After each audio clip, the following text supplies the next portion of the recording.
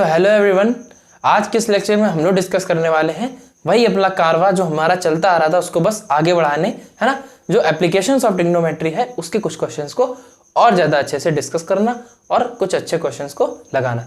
तो इसी कड़ी में सबसे पहला क्वेश्चन हमारा जो है वो है ये, है ना। ये एनसीईआरटी का क्वेश्चन है, प्लस ये सीबीएसई के 2005 के पेपर में और सीबीएसई के 2013 के पेपर में आया हुआ है। तो इसकी वजह से ये हमारे लिए इंपॉर्टेंट है और ये हमको कुछ एक नया कॉन्सेप्ट देके जाएगा, है ना। कॉन्सेप्ट नया क्या, बस एक टाइप का क्वेश्चन है जो मतलब काफ़ी टाइप के क्वेश्चन आपको इस एप्लीकेशन ऑफ ट्रिग्नोमेट्री चैप्टर में देखने को मिल जाएंगे, है ना। तो उसी में से एक टाइप ये भी है, तो उसको भी समझते चलते हैं। इस क्वेश्चन में क्या है कि आपको दे रखा है दो पिलर्स हैं जिनकी हाइट बराबर है। सबसे पहली बात, दो पिलर हैं, इनकी हाइट जो है वो बराबर है। फिर either side of the road पे खड़े हैं, either side of the road, बीच में रोड है, इधर भी पिलर इधर भी पिलर, होता है ना ऐसा। तो ऐसे बना लेते हैं, जैसे ये मान लो मेरी रोड हो गई बीच में, ठीक है। फासले दरमियाँ हैं इन लोगों के, है ना, इन दो पिलर्स के बीच में फासले हैं। वो फासले क्या है, रोड का, बस एक रोड का फासला है। थोड़ा पिलर सीधा बन जाए तो ज़्यादा बेटर है ना। ये अच्छा लग रहा है, ठीक। और एक और पिलर, दोनों की हाइट देखो बराबर है, ठीक है। हाइट बराबर ऐसे बना भी लेते हैं, थोड़ा लगेगा।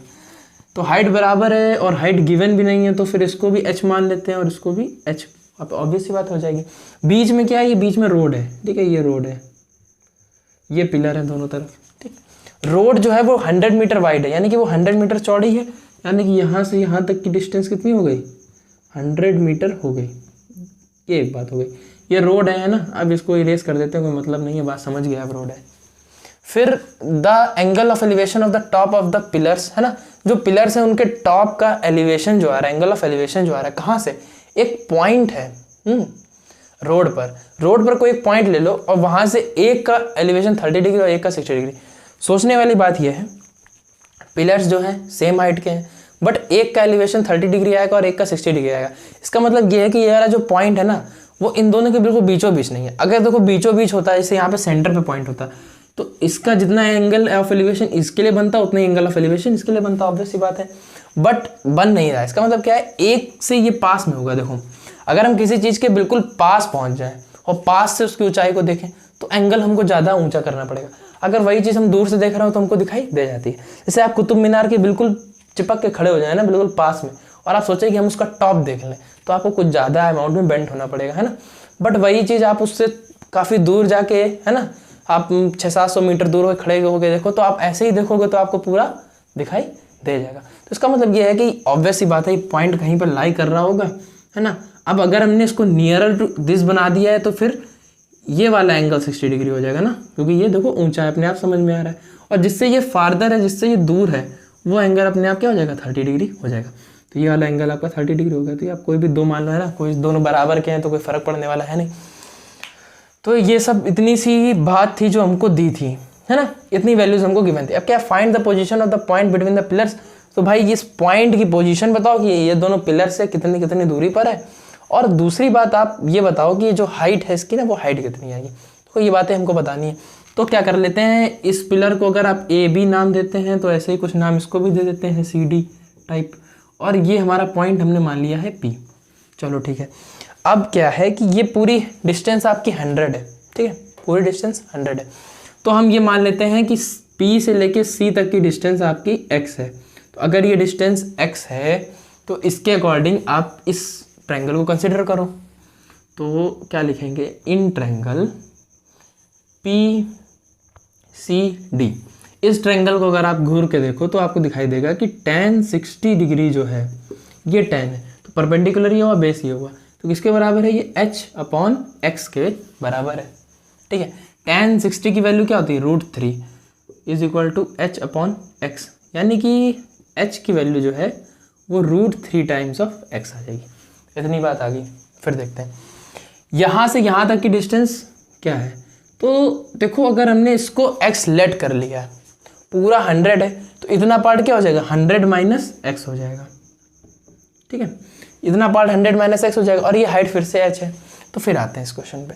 क्या अब की बार क्या लेते हैं, इन ट्रायंगल कौन सा, PBA या फिर PAB, कुछ भी लिखो, PAB ट्रायंगल को देखते हैं। तो इस केस में क्या है, tan की वैल्यू है 30 डिग्री। tan ऑफ 30 डिग्री जो है किसके बराबर है, h हाइट, और नीचे आपको मिल जाएगा 100 - एक्स। तो tan 30 क्या होता है, 1/√3 होता है, 1/√3 होता है। और ये h हो गया और ये 100 माइनस एक्स हो गया। इसको सॉल्व कर लेते हैं। 100 minus x is equal to h√3, इतना हो गया। अभी क्या कर सकते हो, देखो अभी काफ़ी कुछ कर सकते हैं हम लोग। क्या करें, h की वैल्यू की जगह क्या रख दें, √3x रख दें, तो क्या हो जाएगा 100 माइनस एक्स। तो यहाँ पे वैल्यू सब्स्टिट्यूट कर देंगे इस इक्वेशन से, है ना। पहली इक्वेशन में h की वैल्यू किसके बराबर आ गई थी, √3x के बराबर। तो यहाँ h की जगह हम क्या लिख सकते हैं, √3x इंटू √3। तो ये √3 मिलकर 3 बना देंगे, तो ये 100 माइनस एक्स है और ये बन जाएगा 3x। ये x उधर चला जाएगा तो 4x is equal to 100। x की वैल्यू कितनी आ गई, 25। यानी कि इस पॉइंट P की एक पिलर से डिस्टेंस 25 मीटर है। तो अगर एक पिलर से डिस्टेंस, मतलब ये डिस्टेंस अगर 25 मीटर आपकी आ जाती है, पहले तो इसको x मान के रखो ना, बाद में नोट करो तो कंफ्यूजन हो जाना। तो अगर ये डिस्टेंस 25 आ गई है तो पूरी 100 है, तो रेस्ट ऑफ द डिस्टेंस कितनी हो जाएगी, 75 मीटर हो जाएगी। यानी कि एक पिलर से इसकी दूरी 25 मीटर है और डिस्टेंस फ्रॉम सेकेंड पिलर क्या हो जाएगी, 75 हो जाएगी। तो डिस्टेंस फ्रॉम सेकेंड पिलर, या फिर जो पिलर का आपने नाम दे रखा है, distance from pillar A B, है ना, सेकेंड पिलर जिसका नाम है ए बी, तो ये कितनी आ जाएगी आपकी 75 मीटर आ जाएगी। और जो सी डी पिलर से दूरी है वो कितनी आ गई, इतनी आ गई। देखो इतनी बात पता लगी। अब इस क्वेश्चन में कुछ और भी निकालना था। क्या निकालना था, हाइट ऑफ ईच पिलर। देखो हाइट तो वही है h अपनी, तो अगर आपको x की वैल्यू पता है तो h निकालने में क्या बुराई है, कोई बुराई नहीं है। h इज इक्वल टू क्या है, √3 टाइम्स ऑफ x, यानी कि √3 इंटू एक्स की वैल्यू 25। तो h की वैल्यू आपकी आ जाएगी 25√3 मीटर। ठीक है, अभी ये अगर आपको प्यारी ना लग रही हो तो 1.732 का इसमें मल्टीप्लाई कर लो और h की वैल्यू निकाल लो।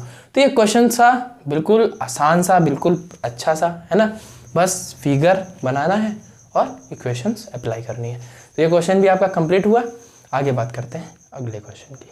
आगे हमारा अगला क्वेश्चन है ना। अब इस क्वेश्चन को भी थोड़ा दिमाग से पढ़ते हैं, थोड़ा सा अच्छा क्वेश्चन है ना, अच्छे से पढ़ते हैं। कैसे, as observe from the top of the lighthouse. देखो एक लाइट हाउस है, उसके ऊपर चढ़ के बैठ गया। वो लाइट हाउस जो है 100 मीटर अबव सी लेवल है। जो सी का लेवल होता है ना, उससे 100 मीटर अबव पर है। मैं बैठा हूँ आराम से, ठीक है, देख रहा हूँ। क्या देख रहा हूँ, एंगल ऑफ डिप्रेशन जो मेरा आ रहा है, सिप है, एक सिप है, ठीक है।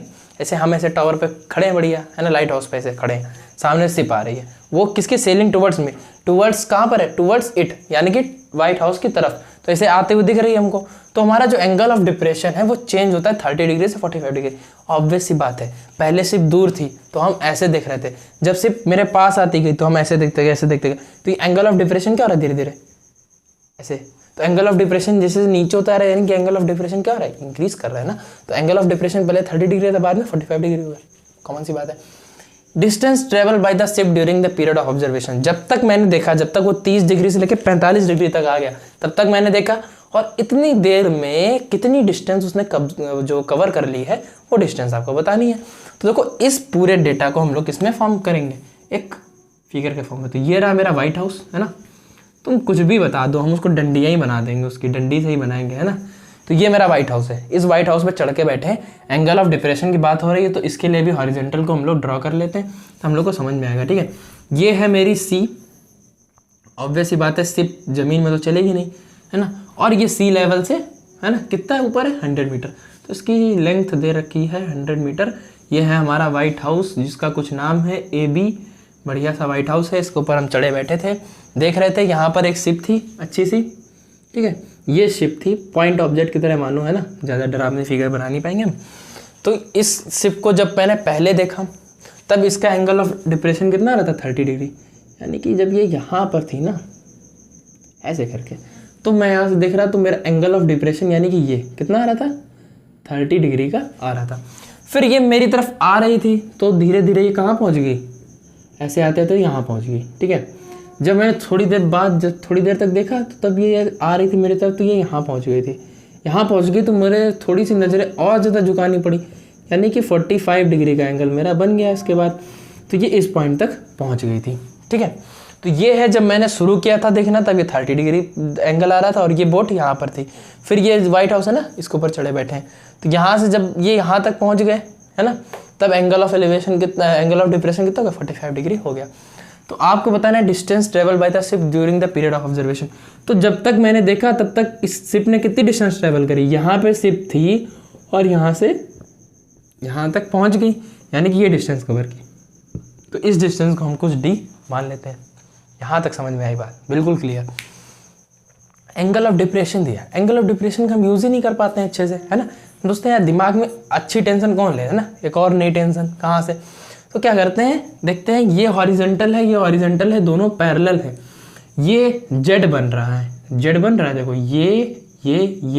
तो जेड के बीच में ना जो दोनों एंगल आते हैं वो दोनों एंगल क्या होते हैं, बराबर होते हैं। This is called alternate interior angle. ये दो पैरेलल लाइन्स है और इनको एक लाइन इंटरसेक्ट कर रही है, तो ये वाला एंगल बराबर होगा, यानी कि ये एंगल कितना हो जाएगा, 30 डिग्री हो जाएगा। एक सेम काम इस वाले जेड में अप्लाई कर दो तो ये वाला एंगल अपने आप 45 डिग्री हो जाएगा। तो अब ये एंगल ऑफ डिप्रेशन का चक्कर तो था ना, वो हमने समाप्त कर लिया। कभी भी आपको एंगल ऑफ डिप्रेशन मिले उसको फटाफट से एंगल ऑफ एलिवेशन में चेंज कर दो और उसको फ्री कर दो, मुक्त कर दो, जाओ ऐस करो, है। यहाँ तक काम हो गया।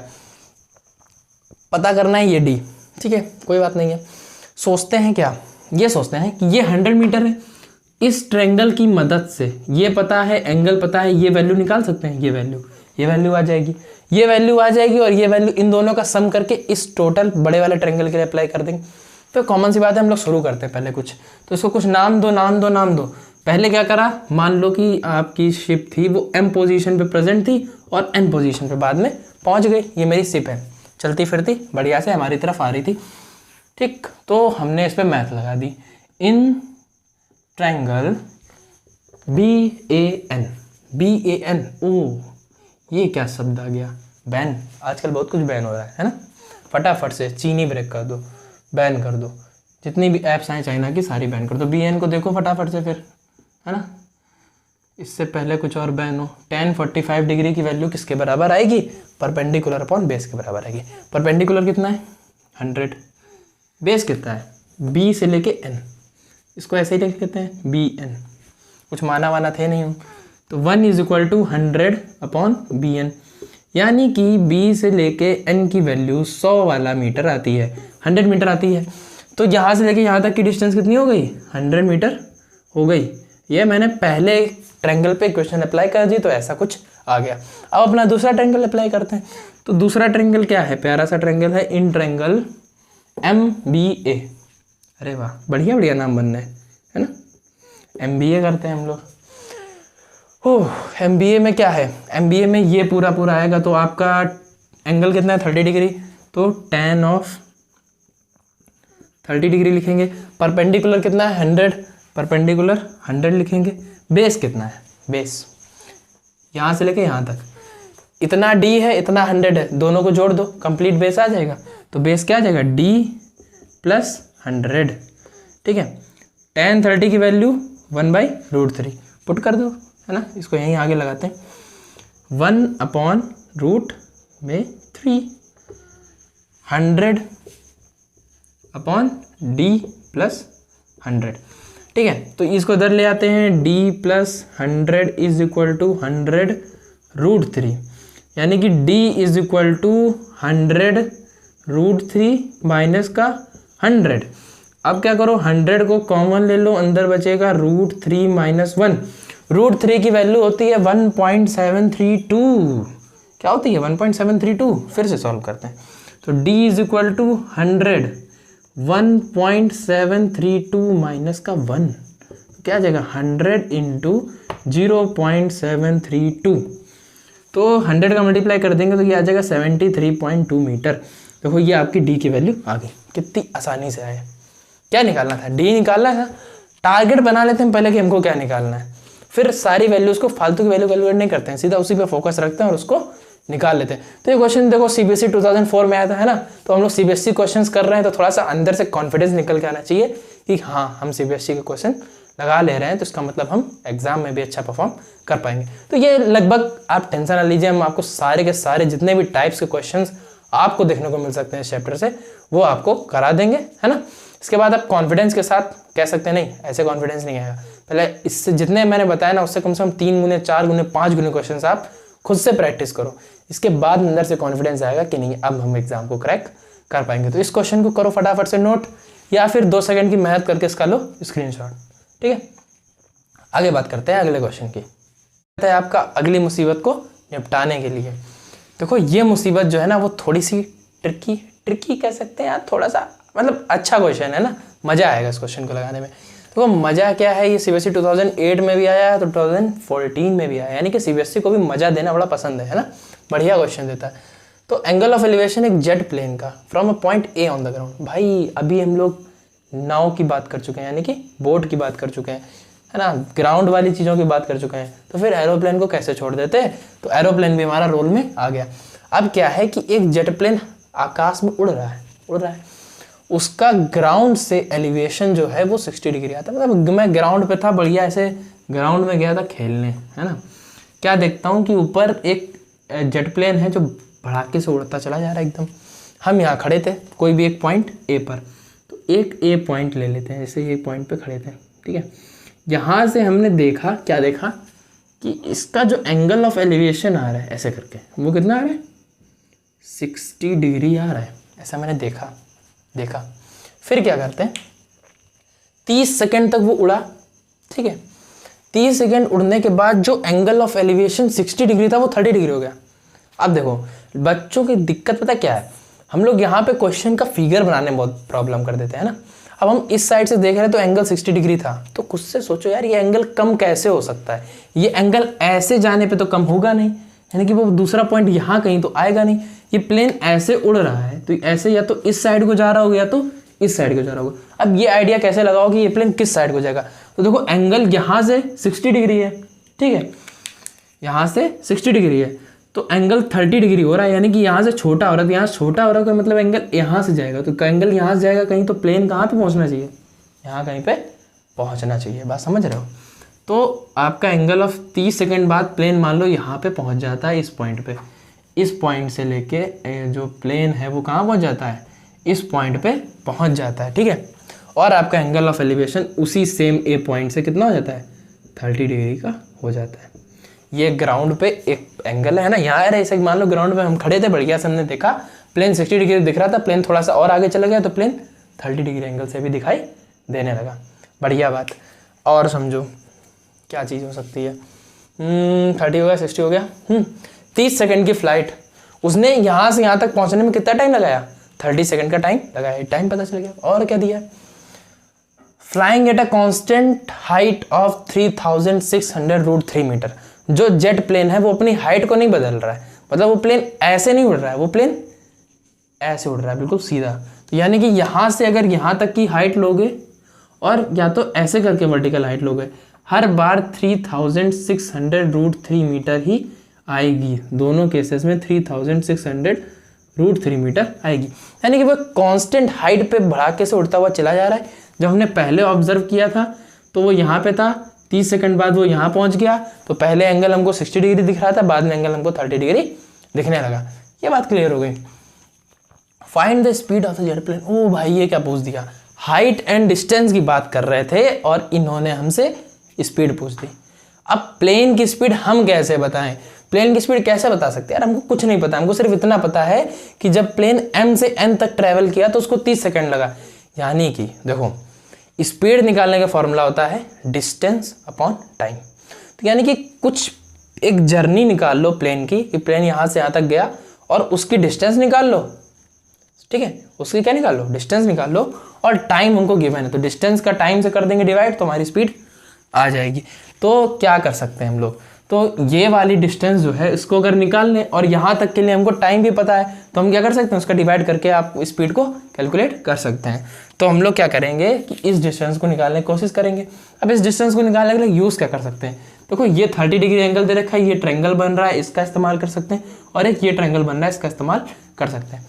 फोकस हमारा ये है कि हमको mn की वैल्यू फाइंड आउट करनी है, और जब ये डिस्टेंस निकल आएगी तो हम उसका डिवाइड करके हम स्पीड को निकाल सकते हैं। तो हम लोग टारगेट ये है mn निकालना। अच्छा जो mn की वैल्यू वही वैल्यू क्या होगी, इसके जस्ट बिलो जो ये लाइन्स आ रही है इनकी वैल्यू होगी, तो उसको कुछ नाम देते हैं बी सी। तो जो एम एन है वो बी सी के बराबर होगा, ये बात हमको पता होनी चाहिए, ठीक है, क्योंकि ये दोनों बिल्कुल बराबर बराबर है। यहाँ से परपेंडिकुलर यहाँ से परपेंडिकुलर ड्रॉ किया पैरेलल लाइंस पे, तो उसकी डिस्टेंस भी ऑब्वियस सी बात है बराबर होगी। तो सबसे पहले एक एक करके ट्रायंगल कंसिडर करते हैं। सबसे पहले ट्रायंगल लेंगे in triangle A B M, in triangle A B M. अब इस ए बी एम में हमको क्या पता है, tan ऑफ 60 डिग्री लगेगा, तो tan ऑफ 60 डिग्री इसकी वैल्यू किसके बराबर आएगी, परपेंडिकुलर 3600 √3 अपॉन क्या लिखेंगे ए बी, तो ए बी आ जाएगा। tan 60 की वैल्यू होती है √3, ये है 3600 √3 और अपॉन में है ए बी, तो ये √3 से ये √3 कैंसिल, यानी कि ए बी की वैल्यू आ गई 3600 मीटर, यानी कि यहाँ से यहाँ तक की डिस्टेंस 3600 मीटर होती है, ठीक है। फोकस ये रखना कि हमको एम एन निकालना है, यानी कि हमको बी सी निकालना है। तो अभी हमारा काम नहीं खत्म हुआ। सोचो ये डिस्टेंस आ गई बी सी, ये पूरी मिला के इस ट्रायंगल की बेस बन जाएगा और ये इसका क्या है, हाइट है, ठीक है, समझ रहे हो।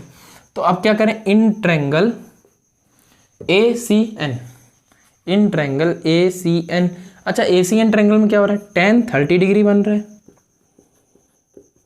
और किसके बराबर है, परपेंडिकुलर, यानी कि एन सी, और परपेंडिकुलर क्या वही है जो उसकी अल्टीट्यूड है, तो 3600 √3 ये लिखेंगे। और देखो ए सी निकालना, ए सी क्या है 3600 प्लस बी सी, क्या कि यानी और एम एन भी बोल सकते हैं, तो हम क्या लिखेंगे इसको 3600 प्लस एम एन, ठीक है। एम एन और बी सी क्या है, बराबर है। tan 30 की वैल्यू 1/√3 होती है और 3600 √3 अपॉन 3600 प्लस एम एन, इतना काम करेंगे। अब देखो इसका क्रॉस मल्टीप्लाई करते हैं तो हमको क्या मिलता है, इसको क्रॉस मल्टीप्लाई करेंगे तो ये 3600 प्लस एम एन आएगा, ठीक है। और ये √3 का √3 मल्टीप्लाई होगा तो ये 3 × 3600 आ जाएगा। अच्छा देखो 3600 का मल्टीप्लाई 3 टाइम्स हो रहा है और ये है, तो इसको उधर ले जाएंगे तो 1 टाइम्स क्या हो जाएगा, सेपरेट हो जाएगा, यानी कि एम एन की वैल्यू पता कितनी आएगी, 2 × 3600, तो 2 × 3600 का मतलब हो जाएगा 72, है ना, तो 7200 मीटर। तो ये आपकी डिस्टेंस आ गई। तो m से लेके n तक, मतलब जब 30 सेकंड लगे प्लेन को यहाँ से लेके यहाँ तक पहुँचने में, उस 30 सेकंड में उसने इतनी डिस्टेंस कवर करी। तो आपको क्या बतानी है, जेट प्लेन की स्पीड, तो क्या लिखेंगे, speed of jet plane, jet plane की स्पीड आखिर क्या हो गई, तो डिस्टेंस अपॉन स्पीड होता है, तो डिस्टेंस है 7200 मीटर और टाइम है 30 सेकेंड। तो ये आपका मीटर और सेकंड में वैल्यू रखी है, तो ये वैल्यू आपकी मीटर पर सेकंड में आएगी। तो 0 से 0 उड़ गया और 3 2 जा 6 और 3 4 जा 12, तो ये आपका आ जाएगा 240 मीटर पर सेकंड। ये मीटर पर सेकंड में हो गया। अगर आपकी आत्मा को तसल्ली नहीं मिलती है कि नहीं भैया हमें मीटर पर सेकंड देखने में अच्छा नहीं लगता, हम तो किलोमीटर पर आवर वाली स्पीड बताते हैं, तो हमको फील आता है अपना वाला, तो फील लाने के लिए क्या कर सकते हो, इस वैल्यू को आप किलोमीटर पर आवर में चेंज कर सकते हो। किलोमीटर पर आवर में चेंज करने के लिए क्या करेंगे, मीटर को किलोमीटर में चेंज करना है, यानी कि इसका 1000 से डिवाइड करेंगे, और सेकंड को आवर में ले आना है, यानी कि इसमें 60 का मल्टीप्लाई मिनट में चेंज होगा, फिर 60 का मल्टीप्लाई उसमें चेंज होगा। तो 60 × 60/1000 से इसका क्या करना है, आपको मल्टीप्लाई कराना है। एक हम लोग शॉर्टकट बना लेते हैं, ये जो 60 × 60/1000 वैल्यू ना, इसको हम सॉल्व करके 18/5 ला देते हैं। देखो अच्छा इतना परेशान होने वाली बात नहीं है ना, सब कुछ करके दिखाते हैं। देखो ये आपका 240 है, क्या है, मीटर है पर सेकंड है। सोचो मीटर ऊपर है, मीटर को किस में लाना है, किलोमीटर में, तो आपको क्या करना पड़ेगा, मीटर को किलोमीटर करने के लिए क्या करना पड़ेगा, 1000 से डिवाइड करना है। दूसरी बात, सेकंड नीचे है, नीचे सेकंड में है, सेकंड को क्या करना है, पहले मिनट में फिर आवर में चेंज करना है, यानी कि 60 × 60 का डिवाइड देना है। बट ये वैल्यू नीचे है ना, तो इसका मल्टीप्लाई क्या होगा, ऊपर होगा, तो यानी कि ऊपर 60 × 60 होगा। तो इस 60 × 60/1000 की वैल्यू ना, इसको सॉल्व करते हैं तो ये आती है 18/5। तो ये हमारा शॉर्टकट मेथड हो जाता है कि आप सीधा 18/5 से मल्टीप्लाई कर दो और किलोमीटर पर आवर में चेंज करके ले जाओ, मस्त। तो इसका डिवाइड कर देते हैं, तो 5 4 जा 20 और 5 8 जा 40, तो इसका मल्टीप्लाई कर लो। देखो 18 और 48 का मल्टीप्लाई देखो अच्छे से देख लेते हैं मल्टीप्लाई। 8 8 जा 64 है ना, 8 4 जा 32 और 6 38 और ये 48, तो 4 8 8 16 1 कैरी और 8, तो ये आपकी 864 किलोमीटर पर आवर स्पीड आ गई। ठीक है, तो किलोमीटर पर आवर में स्पीड आपकी 864 किलोमीटर पर आवर आ गई, मीटर पर सेकंड में 240 मीटर पर सेकंड आ गई। तो ये बात समझ में आई कि अगर आपको कभी स्पीड निकालने तो आप क्या कर सकते हो, बस इतना समझो कि जितनी जर्नी के लिए उसका टाइम दे रखा है ना, उतनी जर्नी के लिए उसकी डिस्टेंस भी निकालो। जब डिस्टेंस भी आ गई, टाइम भी आ गई, तो डिस्टेंस अपॉन टाइम करो और स्पीड की वैल्यू ले जाओ मस्त। तो ये आपका क्वेश्चन था, सीबीएसई 2008 में भी आया, 2014 में भी आया और इसको हमने कर दिया ध्वस्त। तो आगे बात करते हैं कुछ और क्वेश्चन की और इसके बाद एंड करेंगे अपने इस कॉन्सेप्ट को। चलो तो चलिए बात करते हैं अगले क्वेश्चन की, है ना। ये क्वेश्चन मुझे पर्सनली रूप से बहुत ज़्यादा पसंद है क्योंकि इस क्वेश्चन में एक अच्छा सा कॉन्सेप्ट हमको देखने को मिल जाता है ना। तो इस क्वेश्चन में क्या है कि angle of elevation of a cloud जो है एक पॉइंट से वो 60 मीटर अबोव है। देखो हम एक पॉइंट से देख रहे हैं जो लेक से 60 मीटर अबोव है और वहाँ से क्लाउड का एंगल ऑफ एलिवेशन 30 डिग्री आता है। तो बात थोड़ी सी ट्रिकी है, तो पहले लिखते चलते हैं ना, बहुत कंफ्यूजन होगी हम लोग की। तो वो ये मान लेते हैं लेक है, ठीक है, तो लेक ऑब्वियस ही बात है नीचे होगी। ठीक है, पॉइंट एक है जो इससे 60 मीटर अबोव है, ये 60 मीटर हो गया मान लो। यहाँ पर एक पॉइंट है, यहाँ से एंगल ऑफ एलिवेशन क्लाउड का, ठीक है, ऐसे कुछ बादल है, ये बादल है, तो इसका एंगल ऑफ एलिवेशन, अब पॉइंट ऑब्जेक्ट मान लो बादल को, ठीक है, आराम रहेगी, कोई परेशान ना होना ज़्यादा। तो angle of elevation of cloud from point 60 metre above the lake, तो ये लेक है, इससे 60 मीटर अबोव पर ये एक पॉइंट है। यहाँ से एंगल ऑफ एलिवेशन जो आता है क्लाउड का वो हमारा 30 डिग्री आता है। इतनी बात पहले स्टेटमेंट में लिखी है। And the angle of depression of the reflection of the cloud in the lake is 60 degree. अब इसी क्लाउड का रिफ्लेक्शन हमको पानी में देखने को मिलेगा। और वैसी बात है, पानी में हमें रिफ्लेक्शन देखने को मिलता है, यानी कि परछाई देखने को मिलती है। अब यहीं पे कॉन्सेप्ट है जिसको हम बताएंगे आपको, है ना। अब ये तो हमको नहीं पता भाई कि इसका रिफ्लेक्शन कहाँ बनेगा, ये पानी है, पानी है, पानी है, पानी है। तो देखो एक आपको बात बताते हैं, रिफ्लेक्शन के बाद पॉइंट जो है वो आपका उतनी ही डिस्टेंस बनता है, या फिर एक मिरर के बाद उसके मिरर के पीछे, प्लेन मिरर के पीछे इमेज उतनी ही दूर बनती है जितनी दूर ऑब्जेक्ट आपका रखा हुआ होता है। यानी कि ये पानी है, यहाँ से रिफ्लेक्शन होना है, तो इससे अबव जितना क्लाउड होगा उतनी ही डिस्टेंस नीचे आपकी इमेज इसकी बनेगी।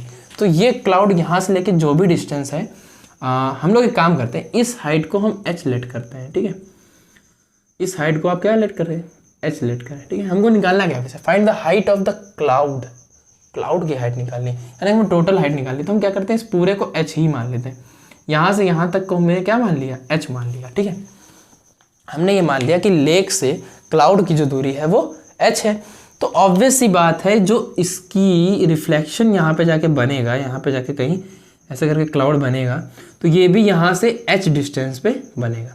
क्योंकि हमने बताया जितना ऊपर ऑब्जेक्ट में, जितनी दूर ऑब्जेक्ट होगा उसकी इमेज उतनी ही दूर बनेगी। बस ये मेन पॉइंट था ना इस क्वेश्चन का। इसके बाद ये बात आपको समझ में आने लगी। अब इस पॉइंट से इसका एलिवेशन देखा तो 30 डिग्री था और इसका डिप्रेशन देखा तो वो 60 डिग्री था। तो एंगल ऑफ डिप्रेशन यानी कि ये, तो एंगल ऑफ डिप्रेशन ये हो जाएगा, ये हो जाएगा 60 डिग्री। तो एंगल ऑफ डिप्रेशन हमको 60 डिग्री देखने को मिल जाता है। यहाँ तक बात क्लियर है। अब आपको क्या करना है, हाइट निकालनी है क्लाउड की, यानी कि मुझे h की वैल्यू फाइंड आउट करनी है और ये जो कुछ भी डेटा है हमको दिया हुआ है। अब सुनो, ट्रायंगल दो तो बन रहे हैं, ठीक है। अच्छा एक काम कर लेते हैं, इसको हमने क्लाउड माना है तो ये इसका क्या है, ये इसकी मिरर इमेज, तो इसको हम c डैश मान लेते हैं, इसको c माना तो इसको c डैश मान लेते हैं। ये कोई पॉइंट मान लेते हैं जहाँ से हम ऑब्जर्व कर रहे हैं तो इसको p मान लेते हैं। इस पॉइंट को आप माने चाहे ना माने, इसका यूज़ होने वाला है नहीं। और इस पॉइंट को भी कुछ मान लेते हैं ना, अभी हमने क्या नहीं माना है, c मान चुके हैं, इसको ऐसे ही b मान लेते हैं, ठीक है, मान लिया। देखो ये आपका फिगर बन के आ गया, देखो इंपॉर्टेंट था फिगर तो बन गया। अब क्या करना है हमको, ट्रायंगल, राइट एंगल ट्रायंगल ढूंढने और फिर उस पर इक्वेशन अप्लाई कर देनी। तो देखो ये एक राइट एंगल ट्रायंगल हमको देखने को मिल रहा है, यहाँ पे 90 डिग्री है, तो tan ऑफ 30 अगर लगाएंगे तो वो इस हाइट और इस बेस के बराबर आएगा। अच्छा हमको क्या इसका बेस है, कुछ पता है? नहीं, कुछ नहीं पता है ना, कुछ भी नहीं पता है। तो काम करो, इसको मान लेते हैं हम लोग x, ठीक है। यहाँ से यहाँ तक की डिस्टेंस x है, तो यही डिस्टेंस x ये हो जाएगी, मतलब इसको x डिस्टेंस आप मान लीजिए। तो ये अगर x है, ये टोटल h है और इतनी वैल्यू मेरी 60 है। तो अगर ये पूरा h है और ये वैल्यू 60 है तो इतनी वैल्यू क्या हो जाएगी, सिर्फ इसकी वैल्यू h माइनस 60 हो जाएगी। बात समझ में आई, बढ़िया समझ में आई ना। ये आपका ऑब्जर्वर है जो 60 मीटर टॉल है ना, तो ये भी 60 हो जाएगा। पूरी हाइट h है तो यहाँ तक की हाइट कितनी हो जाएगी, h माइनस 60 हो जाएगी।